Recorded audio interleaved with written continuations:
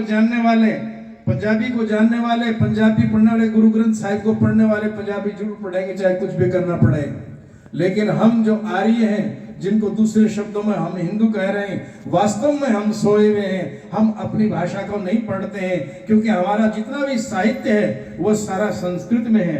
हमारी संस्कृति संस्कृत के अंदर है। जब तक हम संस्कृत का सामान्य ज्ञान भी प्राप्त नहीं करेंगे, तो इसी प्रकार अंधकार में गोते लगाते रहेंगे। क्योंकि हमारा जो कुछ है वेदों के अंदर है, संस्कृत के अंदर है। और इन गुरुकुलों के अंदर कल मैंने आपको दिखाया था 3 भाषाओं का सम्मिश्रण। अभी एक बच्चा 7वीं कक्षा का बच्चा है, आप देखिए इसके उच्चारण में थोड़ी बहुत कमी हो सकती है, मैं मानता हूं इस बात को, लेकिन इसका प्रयास देखिए आप। थोड़े ही दिनों के अंदर ये संस्कृत के विषय में बताना चाहता है कि संस्कृत पढ़ने क्यों आवश्यक है, संस्कृत हमारी क्यों मातृभाषा है, क्यों हमें मार्गदर्शन करती है। हमारा एक बान की देखिए आप इस ब्रह्मचारी के माध्यम से, और तालियां बजा करके इसका स्वागत करें एक बार।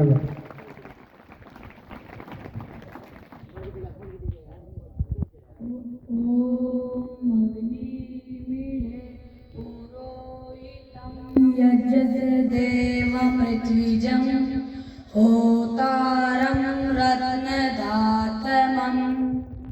मंचस्थ विद्वद्वृंद, उपस्थित सज्जन वृंद, मातृशक्ति भ्रातृगणाश्च, अहम 7म कक्षाया छात्र लोहिताक्षय भवतां समक्षे अमृतम संस्कृतम विषय किंचित वक्तुम इच्छामि।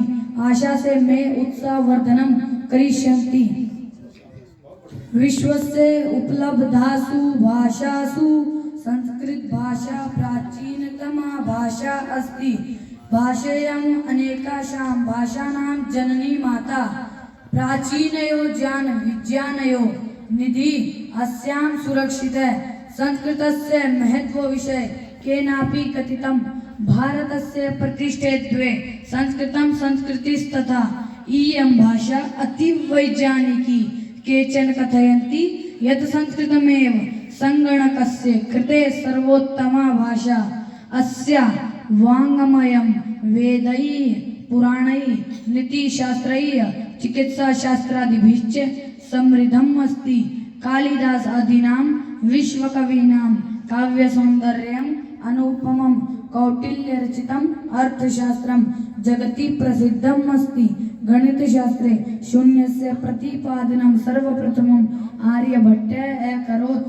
चिकित्साशास्त्रे चरकशुश्रुतयोः योगदानं विश्वप्रसिद्धम् अस्ति। संस्कृते यानि अन्यानि शास्त्राणि विद्यन्ते तेषु वास्तुशास्त्रं, रसायनशास्त्रं, खगोलविज्ञानं, ज्योतिषशास्त्रं, विमानशास्त्रम् इत्यादीनि उल्लेखनीयानि। संस्कृते विद्यमाना सूक्तये अभ्युदयाय प्रेरयन्ति। यथा सत्यमेव जयते वसुधैव कुटुम्बकं विद्यया अमृतं अश्नुते योगे कर्मसु कौशलं। सत्यं वद धर्मं चर क्वन्तो विश्वमार्यं विद्याधनं सर्वधनं प्रधानम्। अस्तो मा सद्गमय तमसो मा ज्योतिर्गमय मृत्योर्मा अमृतं गमय।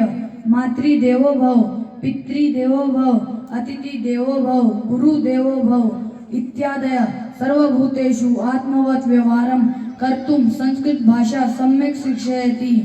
केचन कथयन्ति यत् संस्कृत भाषायां केवलं धार्मिकं साहित्यं वर्तते। एषा धारणा समीचीना नास्ति।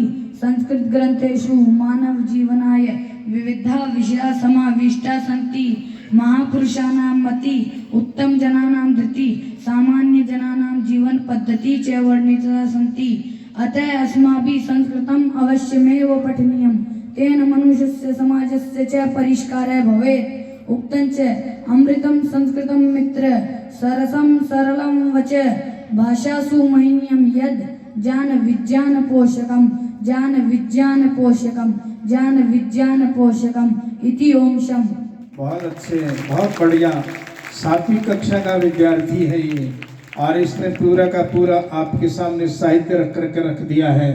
और बहुत से व्यक्तियों को मैं निसंकोच कह सकता हूँ कि बात भी समझ में नहीं आएगी कि इन्होंने कहा क्या।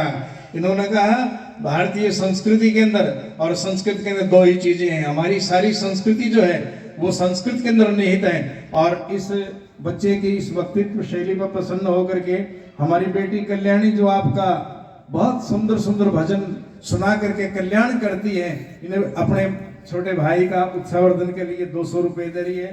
बेटी कल्याणी का बहुत बहुत धन्यवाद है। और हमारा आदरणीय सूबेदार हरि सिंह जी हमारे बीच में विद्यमान है, 100 रुपए दे करके और अब छात्र का उत्साहवर्धन कर रहे हैं।